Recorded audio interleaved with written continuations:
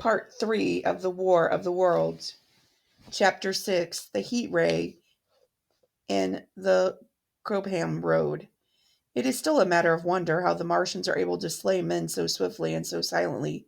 Many think that it is the same way they are able to generate an intense heat in a chamber of practically absolute non conductivity. This intense heat they project is a parallel beam against any object they choose, by means of polished parabolic mirror of unknown composition, much as the parabolic mirror of a lighthouse projects a beam of light. But no one has absolutely proved these details. However, it is done. It is certain that a beam of heat is the essence of the matter. Heat and invisible instead of visible light. Whatever is combustible flashes into flames as at its touch. Lead runs like water. It softens iron, cracks, and melts glass. And when it falls upon water incontinently, that explodes into steam. That night, nearly 40 people lay under the starlight about the pit, charred and distorted beyond recognition.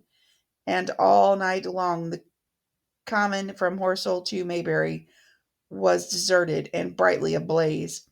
The news of the massacre probably reached Chobham, Woking, and Outershaw about the same time.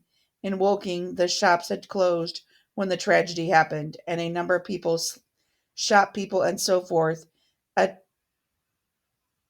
attracted by the stories they had heard, were walking over the Horsham Bridge and along the road between the hedges that run out at last upon the common. You may imagine the young people brushed up after their labors of the day and making this novelty, as they would make any novelty, the excuse for walking together and enjoying a trivial flirtation. You may figure to yourself the hum of voices along the road in the gloaming. As yet, of course, few people in Woking ever knew that the cylinder had opened, though poor Henderson had sent a message on a bicycle to the post office with a special wire to an evening paper. As these folks came out by twos and threes upon the open, they found little knots of people talking excitedly and peering at the spinning mirror over the sandpit, and the newcomers were, no doubt, soon infected by the excitement of the occasion.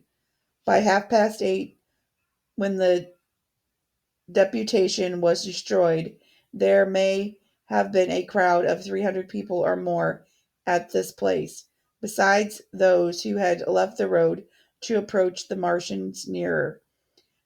There were the policemen too, one of whom was mounted, doing their best under instructions from Stent to keep the people back and deter them from approaching the cylinder. There were some booing from those more thoughtless and excitable souls to whom a crowd is always an occasion for noise and horseplay. Stent and Ogilvy, anticipating some possibilities of a collision, had telegraphed from Horsham to the barracks as soon as the Martians emerged, for the help of the company of soldiers to protect these strange creatures from violence, after they returned to lead the ill-fated advance. The description of their death, as it was seen by the crowd, tallies very closely with my own impressions. The three puffs of green smoke, the deep humming note, and the flashes of flame. But that crowd of people had a far narrower escape from mine. Only the fact that a hummock of healthy sand intercepted the lower part of the heat bay saved them. Had the elevation of the parabolic mirror been a few yards higher, none could have lived to tell the tale. They saw flashes and the men falling, and an invisible hand, as it were, lit the bushes as it hurried towards them through the twilight. There was a whistling note that rose above the droning of the pit. The beam swung close over their heads, lighting the tops of the beech trees that lined the road and spitting the bricks, smashing the windows, firing the window frames, and bringing down in crumbling ruin a portion of the gable of the house nearest the corner. In a sudden thud, hisses, and glare of igniting trees, the panic-stricken crowd seemed to have swayed hesitantly for some moments. Sparks and burning twigs began to fall into the road, and single leaves like puffs of flame. Hats and dresses caught fire. Then came a crying from a common. There were more shrieks and shouts, and suddenly a mounted policeman came galloping through the confusion with his hands clasped over his head, screaming, "They're coming!" A woman shrieked, and incontinently everybody was turning and pushing at those behind in order to clear their way to Woking again. They must have bolted as blindly as a flock of sheep. When the road grows narrow and black between the high banks, the crowd jammed, and a desperate struggle occurred. All that crowd did not escape. Three persons at least, two women and a little boy, were crushed and trampled there, and left to die amid the terror and darkness. Chapter 7. How I Reached Home. For my own part, I remember nothing of my flight except the stress of blundering against trees and stumbling through the heather. All about me gathered the invisible terrors of the Martians. That pitiless sword of heat seemed whirling to and fro, flourishing overhead before it descended and smote me out of life. I came into a road between the crossroads and Horsham and ran along this to the crossroads. At last I could go no further. I was exhausted with the violence of my emotion and my flight, and staggered and fell by the wayside. That was near the bridge that crosses the canal by the gasworks. I fell and lay still. I must have remained there some time. I sat up, strangely perplexed. For a moment, perhaps, I could not clearly understand how I came there. My terror had fallen from me like a garment. My hat had gone, and my collar had burst away from its fastener. A few minutes before, there had only been three real things before me: the immensity of the night and the space and nature, my own feebleness and anguish, and the near approach of death. Now it was as if something turned over and the point of view altered abruptly. There was no sensible transition from one state of mind to the other. I was immediately the self of every day again, a decent, ordinary citizen.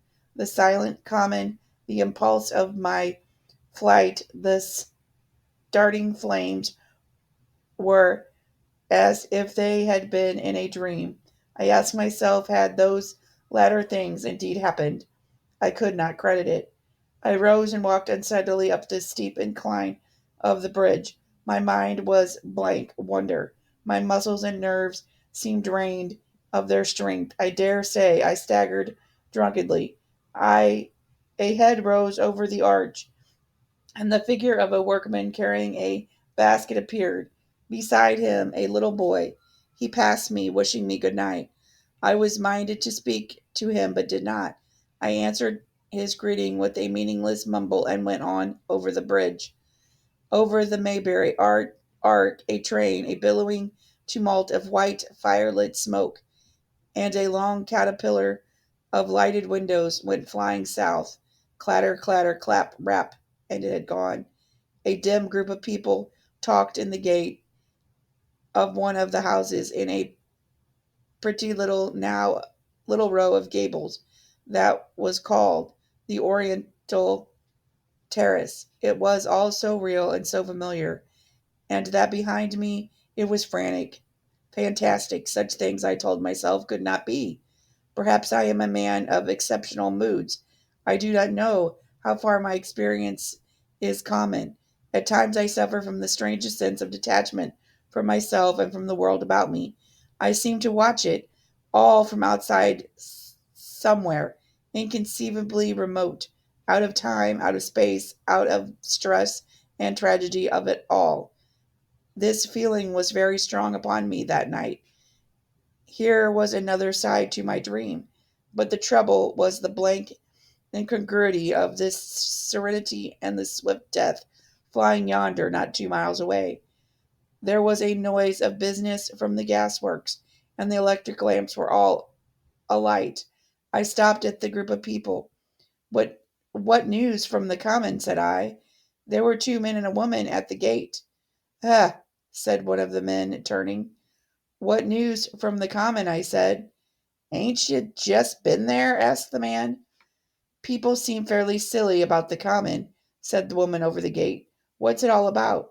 Haven't you heard of the men from Mars? Said I. The creatures from Mars? Quite enough, said the woman over the gate. Thanks, and all 3 of them laughed. I felt foolish and angry. I tried and found I could not tell them what I had seen. They laughed again at my broken sentences. You'll hear more yet, I said, and went on to my home. I startled my wife at the doorway, so haggard was I. I went into the dining room and sat down, drank some water, and so as I could collect myself sufficiently, I told her things I had seen. The dinner, which was a cold one, had already been served and remained neglected on the table while I told my story. There is one thing, I said, to allay the fears I had aroused.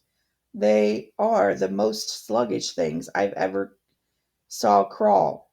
They may keep the pit and kill people who come near them, but they cannot get out of it.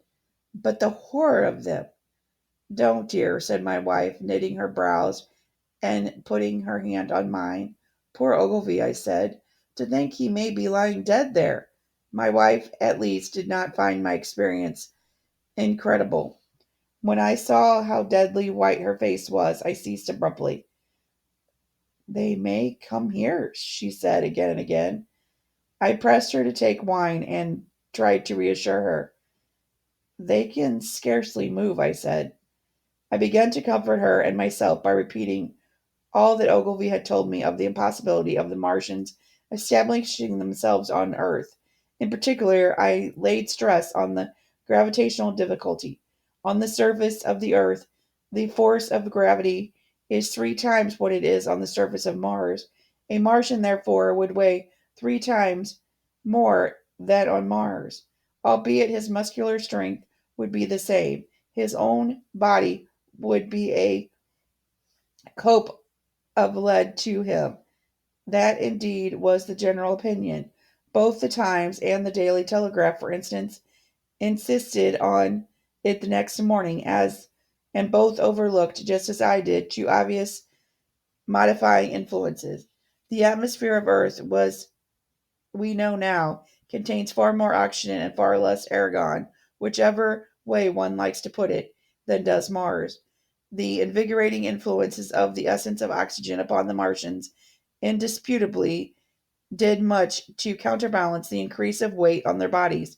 And in the second place, we all overlooked the fact that such mechanical intelligence as the Martians possessed was quite able to dispense with muscular exertion at a pinch. But I did not consider these points at the time, and so my reasoning was dead against the chances of the invaders. With wine and food, the confidence of my own table, and the necessity of reassuring my wife, I grew by insensible degrees courageous and secure. They have done a foolish thing, said I, fingering my wine glass. They are dangerous because, no doubt, they are mad with terror. Perhaps they expected to find no living things, certainly no intelligent living things. A shell in the pit, said I. If the worst comes to the worst, we will kill them all. The intense excitement of the events had no doubt left my perceptive powers in a state. I remember the dinner table with extraordinary vividness even now. My dear wife's sweet anxious face peering at me from under the pink lampshade, the white cloth with its silver and glass table furniture, for in those days even philosophical writers had many little luxuries, the crimson purple wine in my glass, and the photographically distinct are photographically distinct. At the end of it, I sat, tempering nuts with a cigarette, regretting Ogilvy's rashness and denouncing the short-sighted timidity of the Martians. So some respectable dodo in the Martians might have lorded it as his nest and discussed the arrival of that shipful of pitiless sailors in want of animal food. We will peck them to death tomorrow, my dear. I did not know it, but that was the last civilized dinner I was to eat for many strange and terrible days. Chapter 8. Friday night. The most extraordinary thing to my mind of all the strange and wonderful things that happened upon the Friday was dovetailing of the commonplace habits of our social order with the first beginning of the series of events that was to topple the social order headlong. If on Friday night you had taken a pair of compasses and drawn a circle with a radius of 5 miles around the Woking sand pits, I doubt if you would have had one human being outside it, unless it was some relation of Stent or the 3 or 4 cyclists or London people lying dead on the common, whose emotions or habits were at all affected by the newcomers. Many people had heard of the cylinder, of course, and had talked about it in their leisure, but it certainly did not make the sensation that an ultimatum to Germany would have done. In London that night, poor Henderson telegram describing the gradual unscrewing of the shot was judged to be a carnage, and his evening paper, after wiring for authentication from him and receiving no reply, the man was killed, decided not to print a special edition. Even within the 5 mile circle, the great majority of people were inert. I have already described the behavior of the men and women to whom I spoke. All over the district, people were dining and supping. Working men were gardening after their labors of the day. Children were being put to bed. Young people were wandering through the lanes. Love making students sat over their books. Maybe there was a murmur in the village streets, a novel and dominant topic in the public house, and here and there a messenger or even an eyewitness of the latter occurrences caused a whirl of excitement, a shouting and running to and fro, but for the most part the daily routine of working, eating, drinking, sleeping went on as it had done for a countless years, as though no planet Mars existed in the sky. Even at the Woking station and Horschel and Shobham, there was this was the case. In Woking Junction until a late hour, trains were stopping and going on. Others were shunting on the sidings. Passengers were alighting and waiting, and everything was proceeding in the most ordinary way. A boy from the town, trenching on Smith's Monopoly, was selling papers with the afternoon news. The ringing impact of trucks, the sharp whistle of the engines from the junction, mingled with the shouts of "Men from Mars." Excited men came to the station about 9 o'clock with incredible tidings and caused no more disturbance than drunkards might have done. People rattling London words peered into the darkness outside the carriage windows and saw only a rare flickering, vanishing spark dance up from the direction of Horschel, a red glow and a thin veil of smoke driving across the stars, and thought that nothing more serious than a heath fire was happening. It was only round the edge of the common that any disturbance was perceivable. There were half a dozen villas burning on the Woking border. There were lights in all the houses on the common side of the 3 villages, and people there kept awake till dawn. A curious crowd lingered restlessly, people coming and going, but the crowd remaining, both on the Chobham and Horsham bridges. One or two adventurous souls, it was afterwards found, went into the darkness and crawled quite near the Martians, but they never returned. For now and again a light ray, like a beam of a warship searchlight, searched the common, and the heat ray was ready to follow. Save for such, the big area of the common was silent and desolate, and the charred bodies lay about on it all night under the stars, and all the next day. A noise of hammering from the pit was heard by many people. So you have the state of things on Friday night. In the center, sticking into the skin of our old planet Earth like a poisoned dart, was the cylinder. But the poison was scarcely working yet. Around it was a patch of silent common smoldering and places with a few dark, dimly seen objects lying in contorted attitudes here and there. Here and there was a burning bush or trees beyond with a fringe of excitement, and farther than that fringe the inflammation had yet not crept as yet. In the rest of the world the stream of life still flowed as it had flowed for immemorable years. The fever of war that would presently clog vein and artery, deaden nerve, and destroy brain had still to develop. All night long the Martians were hammering and stirring, sleepless, indefatigable, at work upon the machines they were making ready, and ever again a puff of greenish white smoke whirled upon up to the starlit sky. About 11 a company of soldiers came through Horsham and deployed along the edge of the common to form a cordon. Late a second company marched through Chobham to deploy on the north side of the common. Several officers from the Inkerman barracks had been on the common earlier in the day, and one Major Eden was reported to be missing. The colonel of the regiment came to the Chipotem Bridge and was busy questioning the crowd at midnight. The military authorities were certainly alive to the seriousness of this business. About 11 the next morning, papers were able to say a squadron of